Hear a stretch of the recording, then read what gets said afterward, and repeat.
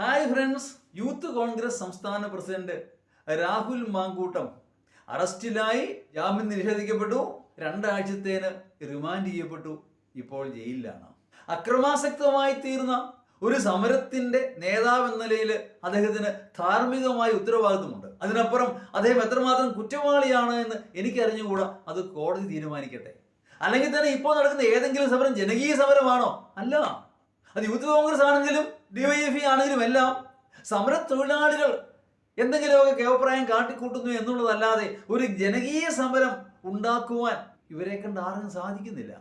അതുകൊണ്ട് തന്നെ പൊതുജനത്തിന് ഇതിനോടൊരു ആഭിമുഖ്യമോ ഒരു അനുഭാവമോ ഈ സമരം ചെയ്യുന്നവരോട് ഒരു അനുകമ്പയോ ഒന്നും ഉണ്ടാവാറില്ല.